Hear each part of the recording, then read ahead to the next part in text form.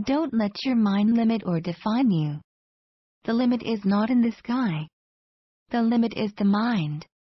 Unknown. I was having a conversation with a friend. She was telling me how maybe I should quit my writing and focus on something that wasn't so challenging for me. That I should accept my limits and work within those boundaries. Her words made me cringe. You see, I am dyslexic and I struggled greatly to write this story down. I am probably going to read it 20 times and will still have many mistakes that need editing. My job is a daily struggle, and sometimes I break down and cry because it takes me double the time than it would take a non-dyslexic person. But here's the thing, I'm not quitting, no matter how many times I cry, no matter how many times the editor sends my story back, or how bad I have it with dyslexia. I won't quit. I've seen a man with no legs and no arms swimming in the ocean. Albert Einstein was dyslexic, the Beatles were told their music sucked, and I was told I would probably fail in university. Am I a story of success? That depends on what you think success is. In a world limited by people's opinions, I was fortunate enough to have parents who pushed me beyond what I thought were the limits imposed by my circumstances. I was born with a heavy form of dyslexia that saw me fail over and over again math and Spanish, my native language. Teachers preached to my parents about how I would struggle greatly if I ever decided to go to university. I felt like a failure, unable to cope within this non-dyslexic world. My parents, on the other hand, pushed me for greatness, but in my own mind I felt I couldn't go very far. I let my own fear of failure keep me from going to university after high school finished. For 3 years I searched for forms of making a living that didn't involve math or Spanish. I became a waitress, a maid, a bartender, and a dog walker, until I realized I didn't want to live my life with jobs that weren't personally fulfilling and that left me no sense of satisfaction. I wanted to write. But how could I if I have dyslexia? In spite of the great fear I had for my dyslexic mind, I enrolled myself into university. Ironically, I chose a career path focused on writing. Journalism. I pushed myself beyond what I thought were my own limits.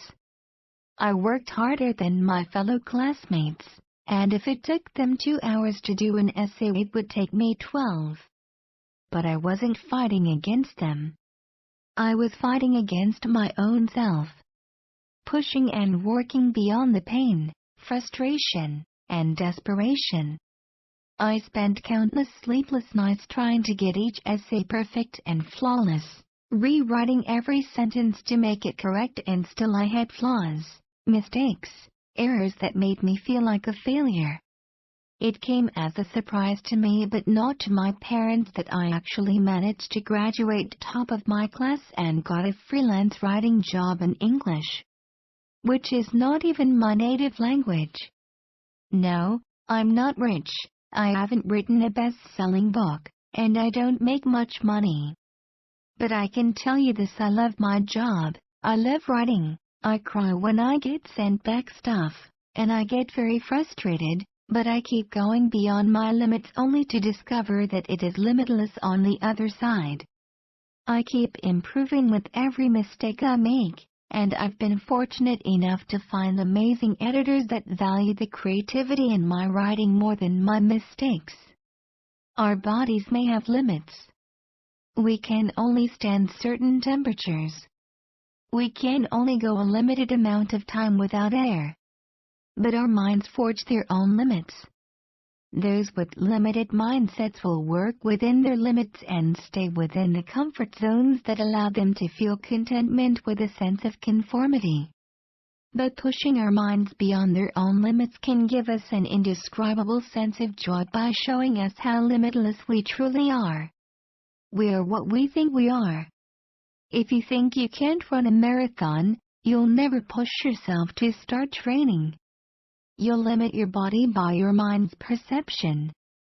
If you think you can start a new career in a creative field, you'll overlook opportunities to strengthen your craft and potentially earn from it. Doing what you want to do starts with believing it's possible, no matter how difficult it may be. Achieving what is beyond our preconceived limits is what strengthens not only our bodies, but also our own minds. Muhammad Ali didn't become the greatest boxer of all time by believing it was easy, but by pushing beyond the pain and frustration, by forging a mind that saw him go beyond what he thought were his limitations. I can whine and quit because I have a learning disability, or I can accept I have a disability and work around it, through it, and over it. For many years I saw myself as a failure for having something I never wished I had, but the moment I took responsibility for myself, my life, and my mind, I found the courage and determination to not let it define me. Don't let your mind define you. You are so much greater than what you think you are.